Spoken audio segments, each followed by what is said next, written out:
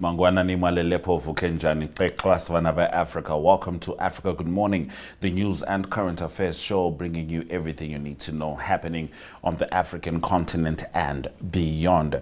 We will be joined by talent Gore as she delivers the Zimbabwe report just after our top stories. But prior to that, these are some of the stories we're looking at. AFDB warns Super El Nino could cost Africa up to $20 billion. Uganda's Olara Otunnu enters United Nations Secretary General race. Saied launches new party as Senegal ruling camp division deepens. Thousands march in Tunis demanding President Kais Saied resign. And 7 players to watch as WAFCON 2026 gets underway. Speaking of WAFCON 2026, we had some amazing games yesterday. Tanzania getting the best of former champion South Africa 2-1 with an incredible goal from Hasnath Ubamba towards the end of that game. And then Cote d'Ivoire benefiting from a brace from Ines Konan, defeating Burkina Faso emphatically with a 4-1 scoreline. That's the latest at WAFCON, and this is Africa Good Morning. Shortly, we'll be getting into our top stories. My name is Ashwin Berry. Namibia is a land of movement, with waves that never stop reaching forward. Here, adventure is not something we search for. It is something we are born into. In every corner of this country, creativity rises, from artists, from athletes, from dreamers. And when the world comes to explore Namibia, they discover something extraordinary. Because when sport moves people, creativity moves ideas, and tourism moves the world toward us. Something powerful happens. A platform where movement meets imagination, where industries connect, where opportunity grows, where Namibia's next chapter begins. Welcome to the Creative Sport Tourism Expo. Exhibit, partner, experience. Creative Sport Tourism.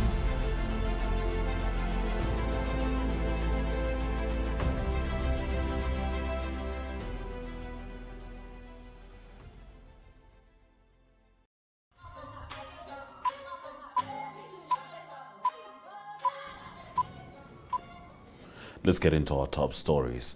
The African Development Bank has warned that an impending Super El Nino could inflict losses of between $10 billion and $20 billion across affected African countries while triggering mass migration from the hardest hit areas. Anthony Niño, the bank's director for climate change and green growth, told Reuters the weather event could reduce the gross domestic product of heavily affected countries by between 1% and 2% on average. Forecasters have warned current Pacific Ocean warming trends could produce one of the strongest El Nino events ever recorded. Beyond threats to food and water security, damaged infrastructure could undermine government finances and banking sectors as countries struggle to repay related loans. The FDB previously forecast Africa's economy would grow by 4.2% this year and 4.4% in 2027 before the latest El Nino projections emerged. Now, Ugandan diplomat Olara Otunnu has joined the contest to become the next Secretary General of the United Nations, becoming the 7th candidate seeking to succeed Antonio Guterres when his second 5-year term ends later this year.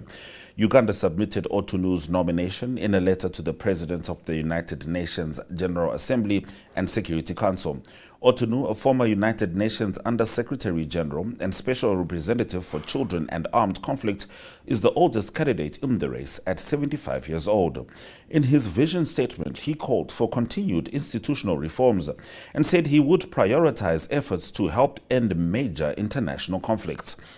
He also pledged to establish a body to oversee United Nations work on artificial intelligence and highlighted climate change action that does not undermine economic development. Other declared candidates are Rafael Grossi, Michelle Bachelet, Rebecca Grynspan, Maria Fernanda Espinosa, Caroline Rodriguez Burkett, and Macky Sall of Senegal. The selection process is expected to begin with Security Council straw polls this week. Now, President of Senegal, Bassirou Diomaye Faye, has launched a new political party formalizing his split from former Prime Minister Ousmane Sonko and the ruling PASTEF party that brought them to power in 2024. Faye introduced the Kirai Republican Patriots Party during a gathering in Dakar, describing it as the majority party in the country. Kirai means shield in the Wolof language. Faye and Sonko, once leading figures of Senegal's anti-establishment movement, have been engaged in a power struggle lasting several months. Faye dismissed Sonko in May, but Sonko later became Speaker of the National Assembly while remaining leader of PASTEF, which continues to hold a large parliamentary majority. The political developments come as Senegal faces a crisis following the revelation of misreported debt under the previous government. The launch of Kirai formally establishes Faye's new political platform while confirming the separation between him and Sonko after their partnership helped secure victory in the 2024 election. The division now places the country's leadership within separate political structures, despite PASTEF retaining its dominant parliamentary position and influence over the legislature. Now, thousands of Tunisians gathered in the capital, Tunis, and this was calling for President Kais Saied to step down as the country marked 5 years since he suspended parliament before later dissolving it and governing by decree. Demonstrators carried signs reading "Get out, game over, and only Kais remains happy," while chanting slogans against the president. Protesters said they were demonstrating against worsening living conditions, democratic backsliding, and the mismanagement of the state. Academic and sociology researcher Moldi Gasomni described the march as an appeal for citizens to rediscover the values and principles of the republic, saying those principles had been abandoned since he called a coup d'etat against the constitutional order in July 2021. The protest followed previous demonstrations opposing crackdowns on dissent, economic difficulties, and restrictions on press freedom. Protesters also displayed portraits of imprisoned journalist Morad Jidi, while his sister urged people to resist, saying citizens were oppressed and imprisoned and that those who could contribute to the country were behind bars. The demonstration also came during growing social tensions as Tunisia experienced intense heat waves, wildfires, and repeated electricity and water outages. All right, now as we know, the 2026 Women's Africa Cup of Nations began on Sunday with host Morocco getting the best of Kenya in a 4-0 victory, and we spoke about last night's result, Tanzania beating South Africa 2-1 and Cote d'Ivoire defeating Burkina Faso 4-1. But let's talk about some of the players to watch in this tournament, because this competition also serves as qualification for the 2027 FIFA Women's World Cup, with 4 semi-finalists securing places in Brazil. Now, BBC Sport Africa identified 7 players to watch. Nigeria's Esther Okoronkwo inspired the Super Falcons to a record-extending 10th title last year with 2 goals and 6 assists. Malawi's Tabitha Chawinga leads one of the tournament debutants after helping Lyon secure another domestic title. Morocco captain Ghislaine Chebak is also in the conversation. Kenya goalkeeper Lilian Awoa helped her country return to the finals after 10 years by saving 2 penalties. So we'll be keeping an eye on those ladies and more as WAFCON continues to wow the continent. This is Africa Good Morning. After the break, we are joined by talent Gore.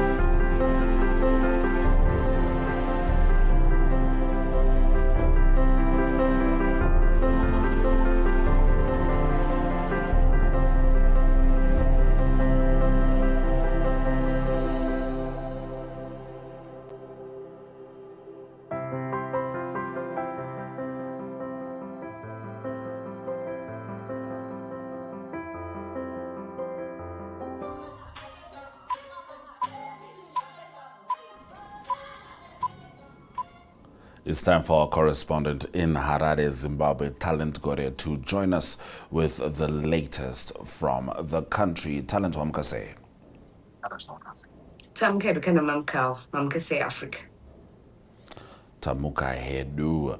Now, Talent, when I had the privilege of driving on the roads of Zimbabwe, you knew that there were several times you were paying fees, whether it was road access fees, whether it was those stops, several of them at several road signs, at road stops rather. And now we're seeing that the government wants to ease driving for Zimbabweans because we understand that they are scrapping road access fees for the first time in 17 years. Yes, that's true. Zimbabwe has abolished the road access fee, ending a 17-year levy that effectively required motorists to pay twice for using the country's road networks after the nationwide expansion of toll gates. Transport and Infrastructure Development Minister Felix Mona said that Statutory Instrument 113 of 2026, which was gazetted on July 24, gives legal effect to the removal of the fee, which had become redundant after the Zimbabwean National Road Administration rolled out toll gates across the country's highways. The road access fee was introduced in 2009 before Zimbabwe established a national tolling system. As Zinara expanded its network of toll plazas, motorists entering the country were required to pay the road access fee at border posts before paying additional toll charges as they traveled on the same roads. The abolition forms part of wider government program launched after President Emmerson Mnangagwa directed ministries, departments, and agencies to review taxes, licenses, permits, and regulatory charges with a view of eliminating unnecessary costs and improving the ease of doing business. The removal of the road access fee is expected to lower the cost of cross-border travel and freight movement, benefiting commercial transporters, cross-border operators, and private motorists entering Zimbabwe through ports of entry such as Bay Bridge, Chirundu, and Forbes border posts. So this was gazetted through Statutory Instrument 113 of 2026, which was published on July 24. So the road access fee has been abolished after 17 years. It was introduced before the coming in of a proper tolling system in which the government introduced toll gates on the roads. So it was now redundant for motorists to pay the road access fee when they're entering the country and also pay along the way all the toll gates that are along the highways in Zimbabwe. So this will bring relief to transporters, especially those who are traveling from other countries will be trying to access roads to connect to other countries. So this is quite commendable. And many Zimbabweans, rather citizens, are saying that this is quite commendable what the government is doing to try and bring relief to motorists, transporters, and everyone alike. All right. Talent, let's get straight into your next story. I won't lie to you. I almost cried when I saw those toll gates, knowing that things would be easier that side. But let's move on. Nelson Chamisa, former leader of the CCC, former leader of the MDC. He has been an opposition leader in Zimbabwe for about close to 2 decades, whether he's been at the helm or not. We know that he was forced to abandon the CCC brand. He did say that he is planning on starting a new political movement, which has taken him to London.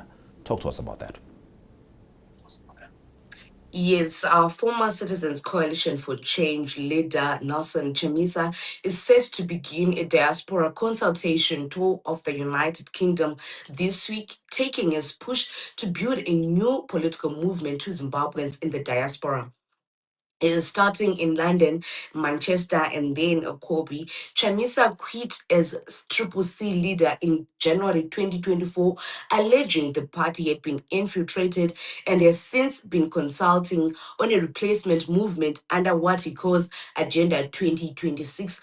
On January 23 last year, Chamisa set out what he termed the immediate agenda, a 180-day program of what he described as legal and institutional groundwork and grassroots organizing ahead of forming a new movement. That 180-day window lapses this week, with the UK leg of his diaspora consultations opening as the deadline he set himself in January runs out. Chamisa said the trip forms part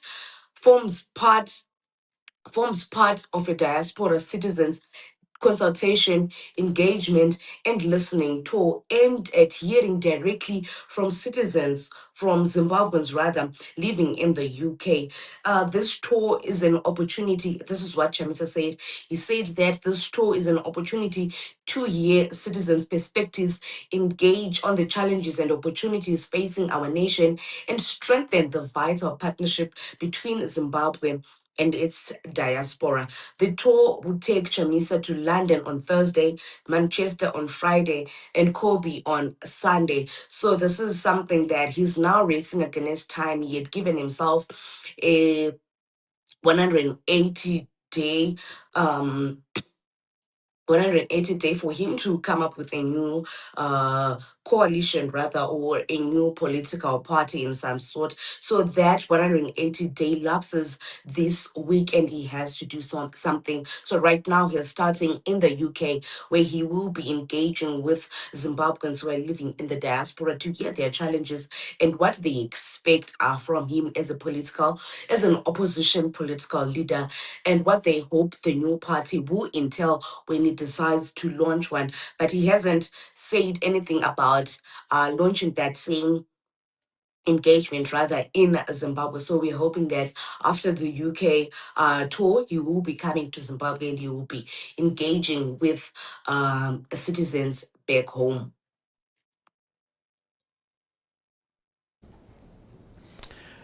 Yeah, we'll certainly be keeping an eye on Nelson Chamisa. I know a lot of his critics, who are actually a lot of his followers, have been getting bothered by the fact that they're more likely to find a verse than some sense of political direction whenever they ask for discourse or definitive positions with regards to Zimbabwe, especially in a moment where we see the Constitution Amendment Bill 3 has been passed, and we do understand that there's a democratic process with adequate steps which must be taken, but people have felt like that process has not been fair and or democratic in any shape or form, and thus the purported silence of Nelson Chamisa has been a huge issue for dissenting voices in Zimbabwe. So it's good to see some semblance of formality coming to his political brand. Now, Talent, we end with some economic news as Zimbabwe adds a freight rail option to lithium export gateway.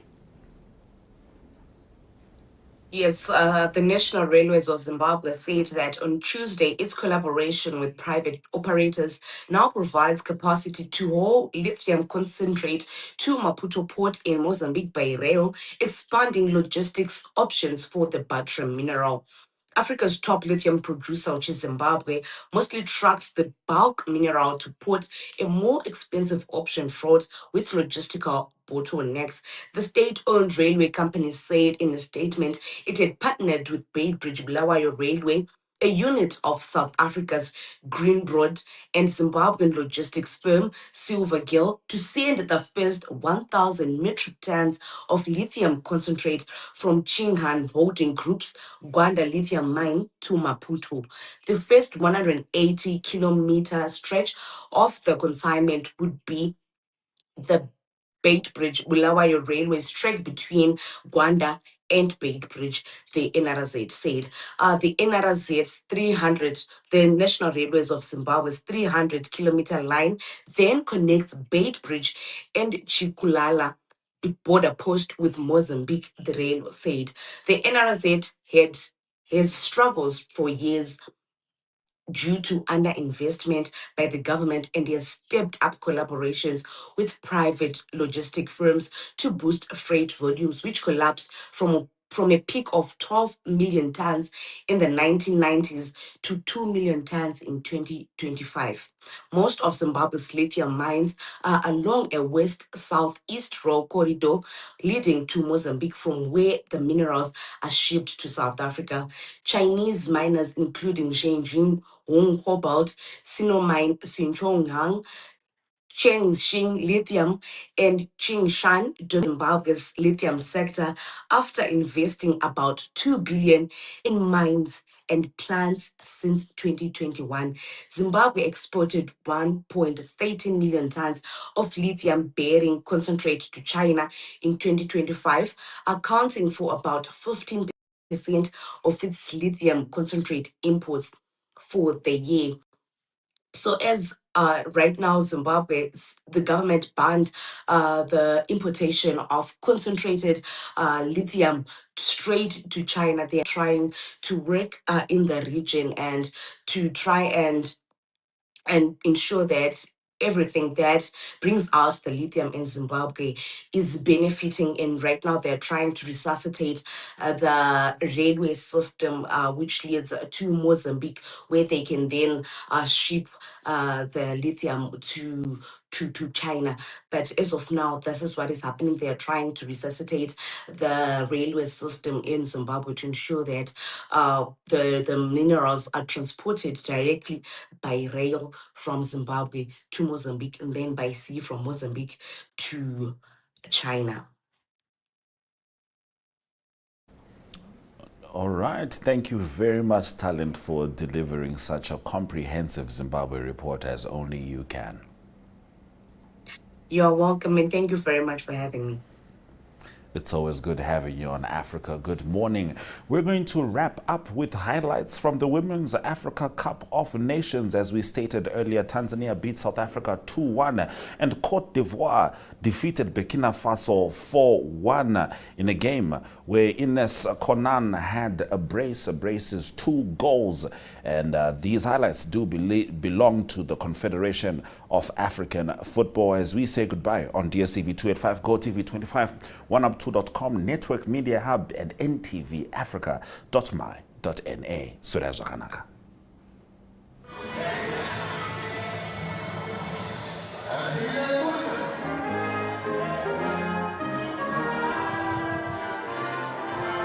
Of the teams. Burkina Faso are closer to the net. Let's go. Burkina Faso is about to score the first goal. What a save from the goalkeeper. The save is on. The referee whistles. Everyone is waiting. What a great goal. Goal. What a goal from Cote d'Ivoire. Cote d'Ivoire just opened the scoring and are taking the lead. What a great moment for Cote d'Ivoire fans from Cote d'Ivoire who are closer to scoring the second goal of this game. What a goal. Cote d'Ivoire just added another goal just in the first quarter of this first half. Cote d'Ivoire, they are now returning after a long absence to the expanded 16 competition. What a third goal from Cote d'Ivoire. We have said it before. This is a great game. Scoring hat-trick. Play harder and make sure that they don't concede any goals. What a fourth goal for Cote d'Ivoire. This is what Burkina Faso were fearing, actually. Sierra Safi Ouedraogo scored the fourth goal of this match. Only minutes after the goalkeeper of Burkina Faso was sent off. Burkina Faso have the possession now. Are they going to make it and score the goal? What a great goal. This is the first goal of Burkina Faso in this game. What a great change. As we said, there's still half an hour into the game, even though there's also for the second goal. I think this is the final whistle.